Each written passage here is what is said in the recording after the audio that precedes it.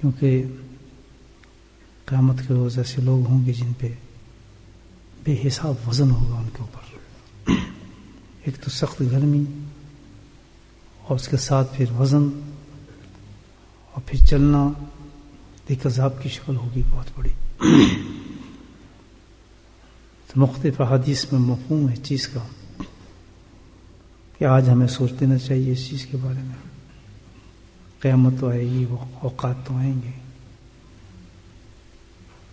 کہ بھئی اس وقت کے اندر ہمیں اگر ہلکا رہنا ہے, ہلکا پھلکا بالکل, کوئی وزن ہی نہ ہو, ہوا کی طرح آدمی اڑتا چلا جائے بس.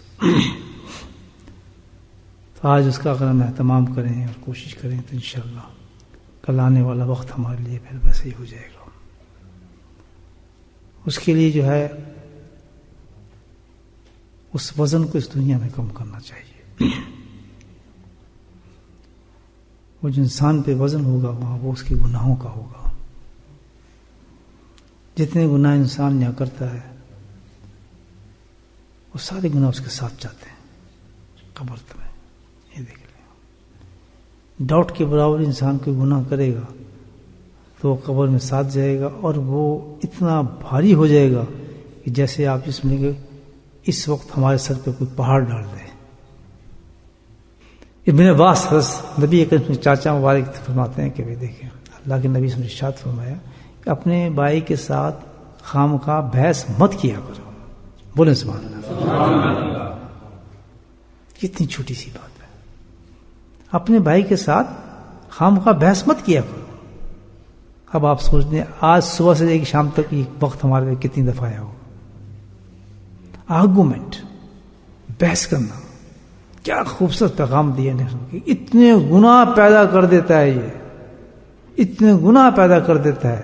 اور آج شیطان نے بحث کرنے کے لیے اتنے دروازے کھول دیے ہیں, سیاست اور پتہ نہیں کیا کچھ, گھر میں باہر دوستوں میں اتنے دروازے ہیں کہ ایک سیکنڈ میں بحث شروع کرا دیتا ہے. ایک سیکنڈ میں بحث شروع کرا دیتا ہے. نہیں یار ایسا نہیں یار ایسا ہے. اچھا پہلے ہنستے ہنستے باتیں ہو رہی ہے. اللہ کے نبی تو بہت دور کی دیکھتے ہیں نا, بڑے پکے دوست ہیں, بڑے اچھے تعلقات ہیں, ملنے آئے ہیں, گھر بیٹھے ہیں, بات چھڑ گئی. نہیں جی اس کو وزیر ہونا چاہیے, نہیں اس کو نہیں ہونا چاہیے تھا, بڑے ہنسی سی بات کر رہے ہیں. اور دیکھتے دیکھتے کیونکہ اللہ کے نبی نے جو ارشاد فرمایا ہے جس چیز سے منع کیا ہے وہ تو زہر قاتل چیز ہے.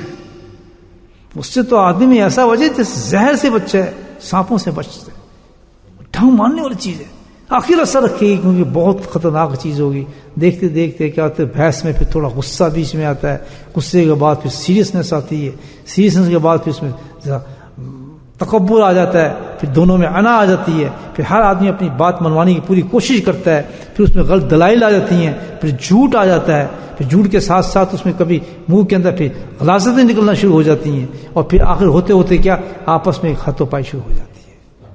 تو اس کی ڈبل کرنا ہے, بحث نہیں کرنا, جہاں بحث ہو رہی ہو وہاں ہم نے اللہ کا ذکر کرنا ہے. بولے سبحان اللہ. یہ ٹوٹ کیا ہے اس کا, تاکہ شیطان دوبارہ آپ پہ واری نہ کرے گا مارے گے بھائی تو میں اس کی گناہ کی طرف کرا دیا اور مجھے تباہ کر دیا, چھوڑو اس کو چھوڑو یار, ورنہ ذکر شروع کر دے گا یہ. تو جہاں ایسا موقع نظر آ رہا ہے کہ اب یہ بحث ہو رہی ہے, نفس آپ کا کہہ رہا ہے نہیں یار یہ غلط بات کر رہا ہے, یہ تو میرے پسندیدہ بات تھی, مجھے یہاں بولنا چاہیے, فرنا چاہیے, control your self. Remember this مجلس, ذہن میں لے اس مجلس کو کہ یار اس مجلس میں اللہ کے نبی نے یہ پیغام مجھے پہنچایا تھا, and that was for me only, یہ میرے لیے تھا.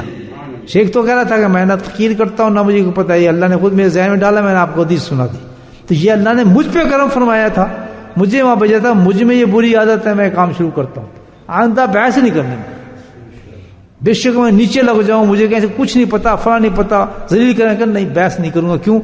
یہ تو میرے نبی سے مجھے فرمایا کہ کام نہ کرنا, بلکہ جس وقت بحث کا مقام ہو, لوگ آپس میں بحث کر رہے ہوں اور تو کہہ رہا ہو صلی اللہ علیہ وسلم